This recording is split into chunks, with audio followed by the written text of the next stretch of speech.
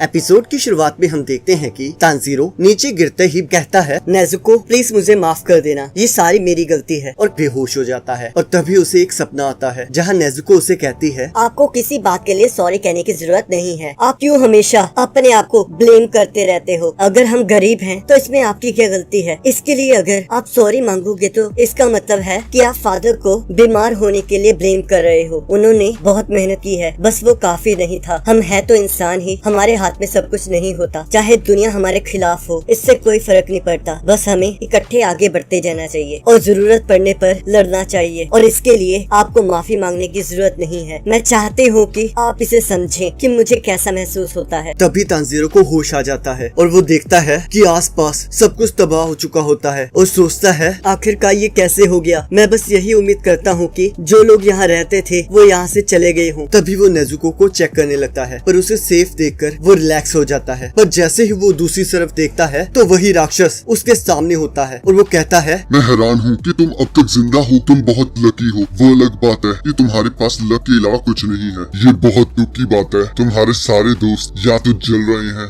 या फिर किसी मलबे के नीचे दबे हुए हैं, और वो हाशिरा भी पॉइजन की वजह से मर गया है। और मेरे ख्याल से जो वो लड़की बॉक्स में है वो तुम्हारी रिलेटिव है। फिर भी कौन है ये? तुम्हारी छोटी बहन? तब तानजीरो सोचता है आखिरकार ये मुझे मार क्यों नहीं रहा, यहाँ हो क्या रहा है, मैं अपनी स्वॉर्ड उठा क्यों नहीं पा रहा हूँ। इसका सिर चाहे मेरे करीब है पर फिर भी मैं इसका गला नहीं काट सकता। और वो कहता है जो लड़की इस बॉक्स में है वो मेरी बहन है। तब वो राक्षस हंसने लगता है और कहता है, तुम्हारे लिए और दुख की बात क्या होगी कि तुम अपनी बहन को भी नहीं बचा पाए। बस इसमें गलती तुम्हारी भी नहीं है। आखिरकार हो तो तुम ह्यूमन ही ना, क्योंकि वो एक राक्षसी है तो ये ऑब्वियस है कि वो तुमसे ताकतवर होगी। पर फिर भी अगर तुम उसके बड़े भाई हो तो तुम्हें उसे बचाना चाहिए, ना कि अपनी जगह लड़ने भेजना चाहिए अपने इन हाथों से। और तभी वो राक्षस तानजीरो की एक उंगली तोड़ देता है और तब वो कहता है, इसके बावजूद तुम जैसा बेशरम इंसान अभी भी जिंदा है, और ऊपर से तुम अपनी बहन की पावर खुद को बचाने के लिए यूज कर रहे हो। तो कीड़े मुझे जवाब दो, तुम जैसा कमजोर, डरपोक, बेशरम इंसान आखिरकार पैदा कैसे हुआ? तुम क्या ही कर लोगे? मैं भी देखना चाहता हूँ कि तुम इस कमजोर ह्यूमन बॉडी से मेरा सिर कैसे काटोगे। चलो दिखाओ मुझे, दिखाओ दिखाओ। पर तभी तानजीरो नेजुको को लेकर वहाँ से भाग जाता है और तब वो दोनों राक्षस उसे देखकर हैरान हो जाते हैं और हंसने लगते हैं। और वो राक्षस कहता है, मुझे नहीं लगा था तुम इससे ज्यादा बेशरम हो सकते हो। और वो उसे जलते हुए घर में फेंक देता है। पर तानजीरो अपने आप को बचा लेता है और वहाँ से फिर से भागने लगता है। तब वो राक्षस कहता है, मैं मान गया, आज से पहले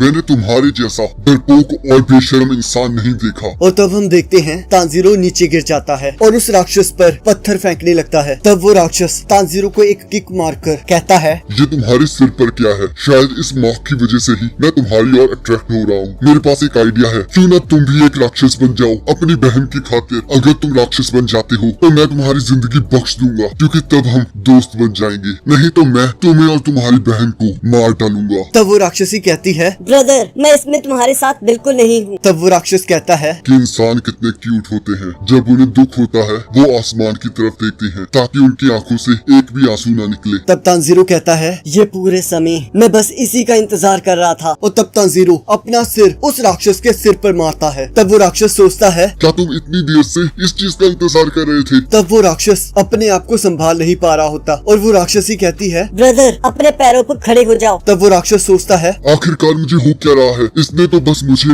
एक मामूली सा हिट ही किया है। पर तभी वो राक्षस देखता है उसके पैर पर वो कनाई लगी होती है और तब वो सोचता है, ये इतनी देर से इस किनारे को ढूंढ रहा था। और हम देखते हैं तानजीरो उस राक्षस पर हमला करने वाला होता है और वो राक्षस सोचता है, तुम अभी भी कमजोर हो। जब तुम्हारी 3 लोग मदद कर रहे थे तुम तब भी मुझे नहीं हरा पाए, तो तुम अब की कोशिश कर रहे हो। तुम क्यों नहीं हार मान लेते? और तब हम देखते हैं तानजीरो अपने हीनोकामी गागरा से उस राक्षस के गले पर हमला कर देता है और तभी वो राक्षसी ब्रदर ब्रदर चिल्ला रही होती है। और तब तानजीरो को लगता है कि जैसे नेजुको उसे बुला रही है और तब वो उस राक्षस में अपने आप को देखता है और सोचता है, अगर मैं भी उस दिन अपनी बहन के साथ राक्षस बन गया होता तो आज मैं इनकी जगह होता। पर मैं बहुत लकी था कि मैं ह्यूमन ही रहा। पर अगर मैं सच में राक्षस बन जाता तो मुझे यकीन है कोई ना कोई डेमन स्लेयर में से इंसानियत के भले के लिए मुझे मार ही देता। और तब तानजीरो अपनी पूरी पावर से उस राक्षस का गला काटने लगता है। तब वो राक्षसी कहती है, ब्रदर उठ जाओ, तुम इस मामूली से इंसान से अपना गला नहीं कटवा सकते। और वो तानजीरो पर हमला करने लगती है। और तभी हम देखते हैं जेनित्सु अपनी गॉड लाइक स्पीड को एक्टिवेट कर लेता है, जिसकी वजह से वो पहले से भी ज्यादा ताकतवर हो जाता है और वो अपनी पूरी स्पीड से उस राक्षसी का गला काटने लगता है। तब जेनित्सु सोचता है, मुझे इसे काटना ही होगा। मेरी बॉडी अकेले 2 बार ही गॉड लाइक स्पीड को यूज कर सकती है और पहली मैंने उस मलबे से निकलने में यूज कर दी है। अब मेरे पास ये आखिरी चांस है। तांजीरो ने बड़ी मुश्किल से ये पॉसिबल किया है कि वो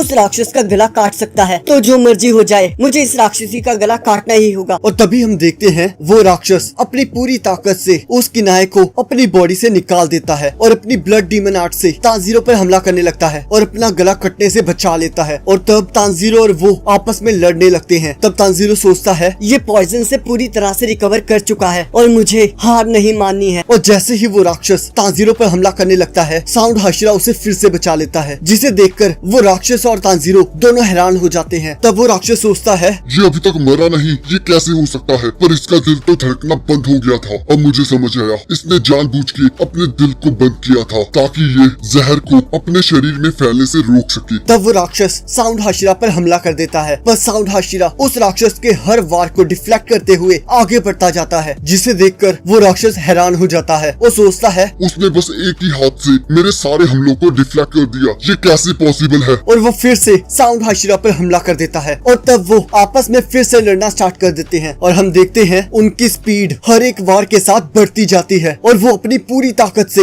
एक दूसरे के साथ लड़ने लगते हैं और उनके रास्ते में आने वाली हर चीज तबाह होने लगती है। और तब तांजीरो सोचता है, चाहे अभी के लिए साउंड हाशिरा इसे रोक के रखें, पर वो ज्यादा देर तक ये नहीं कर पाएंगे। मुझे उनकी मदद करनी ही होगी। अगर मैं उस राक्षस का सिर काट पाया तो जीत हमारी होगी। और तभी हम देखते हैं वो राक्षस साउंड हाशिरा को बहुत घायल करने लगता है और तब तांजीरो उस राक्षस पर जैसे ही हमला करने लगता है, वो राक्षस अपनी सिकल को तांजीरो के मुंह के आर पार कर देता है। और तब वो राक्षस सोचता है, इसने तुम्हारे लिए रास्ता बनाया पर तुमने फिर भी इस चांस को खो दिया, अब तुम लोग जरूर हारोगी। तब तांजीरो सोचता है, चाहे मैं मर जाऊं पर तुम्हारा सिर काट के ही रहूंगा। और वो उस राक्षस के गले पर हमला कर देता है। तब वो राक्षस सोचता है, आखिरकार तुम हार क्यों नहीं मानते हो? तब तांजीरो सोचता है, चाहे मेरी बॉडी जितनी मर्जी दर्द कर रही हो, पर मुझे अपनी पूरी की पूरी ताकत इकट्ठी करनी होगी। और तभी हम देखते हैं तांजीरो के सिर का मार्क चेंज होने लगता है और तांजीरो के अंदर से आग निकलने लगती है। और तब वो राक्षस सोचता है, मुझे यकीन नहीं आ रहा कि ये मेरा सिर काट सकता है। पर रुको, अगर ये मेरा सिर काट भी दे, पर जब तक मेरी बहन का सिर सही सलामत है मुझे कुछ नहीं हो सकता। और यहाँ हम देखते हैं जेनित्सु अपनी गॉड स्पीड के साथ उस राक्षसी का गला काटने की कोशिश कर रहा होता है। तब वो राक्षसी कहती है, मुझे बहुत बुरा लगेगा कि तुम मेरा सिर नहीं काट पाए। अब मैं तुम्हारे टुकड़े टुकड़े कर दूंगी। पर तभी हम देखते हैं इनोस्के उस राक्षसी के वार को काट देता है। तब वो राक्षसी सोचती है कि इसके दिल पर मारने के बावजूद ये जिंदा कैसे है। तब इनोस्के कहता है, मेरी बॉडी के बारे में तुम कुछ नहीं जानती। मेरे लिए मेरी बॉडी के ऑर्गन्स को शिफ्ट करना बच्चों का काम है। तुम्हारी जानकारी के लिए मैं बता दूं कि मैं